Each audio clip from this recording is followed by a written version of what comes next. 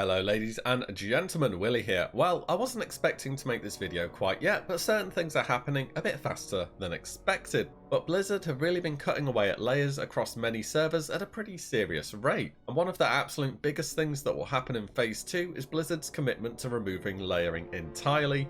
Many of the newer servers have already transitioned over to one layer, which will give you the impression of what life without layering will look like, whilst plenty of the higher population servers, especially the PvP servers, are mostly still running on one layer at this point it seems, and it's certainly getting noticeable for me on Gehenna's. In terms of content left for Phase 2, honestly it's pretty much just PvP content left since Blizzard decided to push out Diamol so early. There are the world bosses too of course for some new loot, but the main content to keep us busy will be the open world PvP, since ranking and honor will finally be in the game. And of course, layering disappearing means you're going to see so many more people in the open world. Popular farming spots, profession grinds, west zones, they're all going to be far busier. Removing the final layer from the game is essentially cutting the sources of open world farming resources in half overnight. It's also going to mean if queues are already an issue on your server, they're going to be even worse come the end of layering, since there'll no longer be a mechanism to divide players up. You know what else? Since Blizzard have shown they're prepared to be flexible with content release, my hot take of the day is that I think Warsong Gulch will come ahead of Phase 3. It does make more sense than Alterac Valley since Warsong Gulch is a level 10 plus battleground, whilst Alterac Valley is 52 plus, and I think people are going to be sitting on an insane number of twink items at present waiting for the battleground announcement. But this market will come eventually, and I think it will come with a surprise announcement just like Diamol did. What do you think?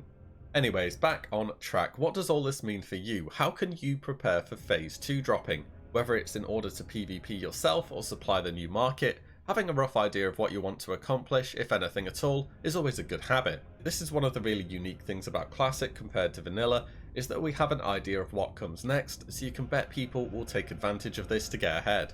First things first, layering gone means that everything that mainly comes from the open world just got a lot more competitive.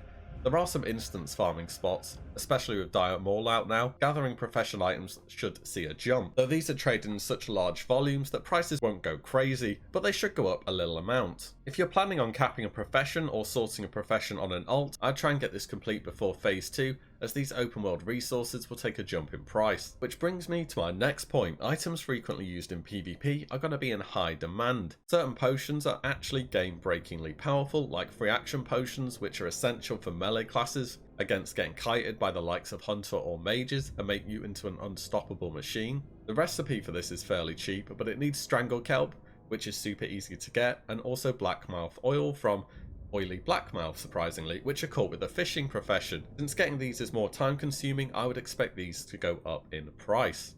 And fortunately enough, casters get something just as over the top powerful, the Limited Invulnerability Potion, which works just like Blessing of Protection in a bottle so that clothies can laugh at melee classes, swinging into them for about 6 seconds. And this one needs 2 Blindweed that are often found in boggy areas, and a Ghost Mushroom, which have taken a bit of a price hit recently with Diamol coming out, allowing more easy ways to get them. But there are so many people running Diamol now, more than there ever will be, so I would expect these to go back up in price again.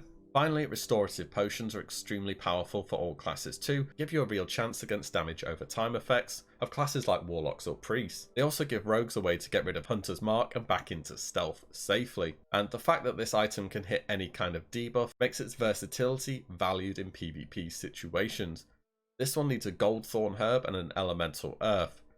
Goldthorn should see a small rise as with all open world items, and elemental earth is going to be a safe investment in the long run, as eventually it'll be used to create nature protection potions, which are essential come Phase 5 and Temple of AQ and AQ 40. And these have already gone from around 1 to 2 gold on my server in the recent weeks, and I expect them to keep on going up. PvPers use gadgets to get the edge. If you've seen anything around the Classic dueling tournament at the moment or watch PvP streams, you can see how impactful these various items all are.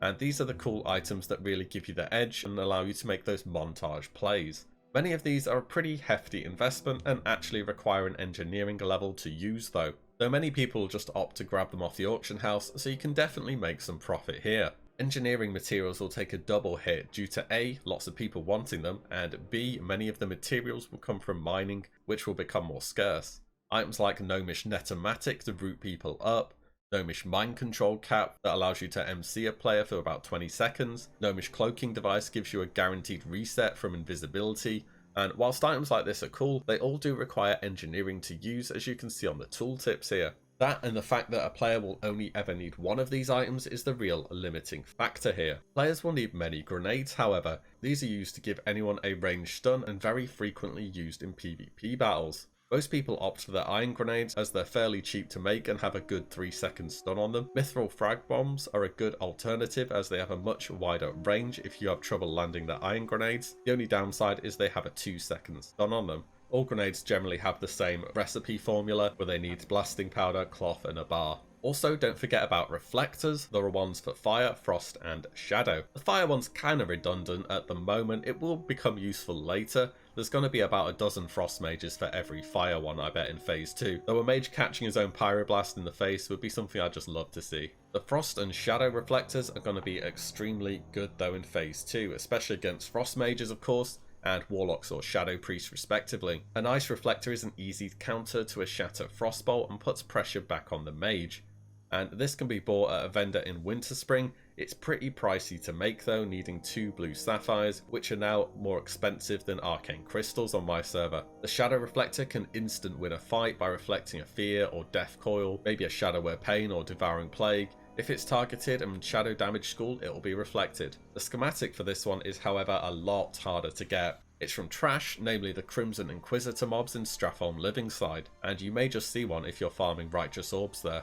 The materials to actually create this are a lot cheaper than the Frost Reflector too, needing essences of undeath and living essences. And if you're lucky enough to get this schematic, this one should be like printing money. The only issue is the trinket actually needs 300 engineering to use. There is one notable engineering trinket that doesn't actually need engineering to use though, which is the Gnomish Death Ray. This drains your own health and then hits an enemy hard. Especially good for the likes of rogues who can get a full channel in an improved gouge, or mages as an opener after a polymorph reset.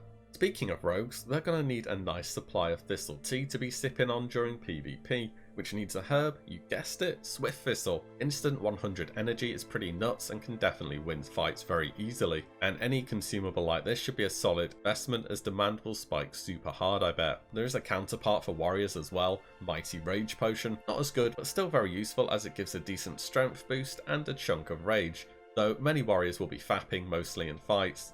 Free action potion, I mean, what were you thinking of? I'd expect elemental fire to keep going up at a steady rate, as it'll be used in Blackwing Lair eventually for greater fire protection potions. So those are what you can do to prepare yourself to get some gold with the new content. What else can you look at though? Well, since World PvP is coming out, you better have your main or perhaps your alt sorted at or near level 60. Since PvP ranks are out, people will be farming level 52 plus in leveling zones like the herbs or mining nodes, and you can bet people are going to be completely relentless doing this. As soon as we get the announcement for phase 2, consider that your deadline to hit level cap, unless you feel like having a near permanent grey screen at the later level zones. Phase 2 could be a great time to get your twink sorted out if you're into that, and ready for battlegrounds though. As long as you aren't hitting the endgame zones, things should just play out exactly like phase 1 for the most part. There's not too much you can do as one person to prepare for world bosses though. They're going to be scouted more or less 24/7 by the big guilds on your server.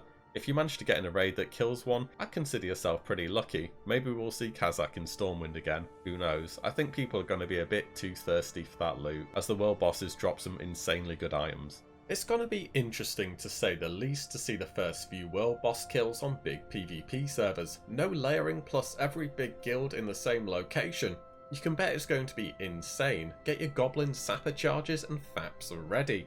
I hope the servers are up to handling the volume of players, especially with no layering in the game anymore. Oh, and don't forget that world boss may spawn in the middle of the night and people actually wake up to kill it then go back to bed.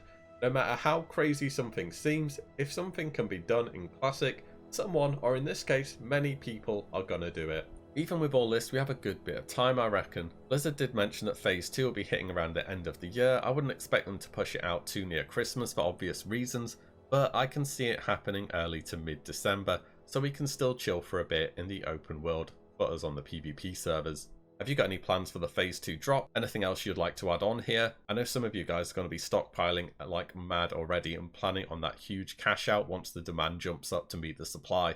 Let me know what you've got and I will see you in the next one. If you like what you see, give the video a like and subscribe as there's plenty more to come. As always, thank you all so much for watching. Take care.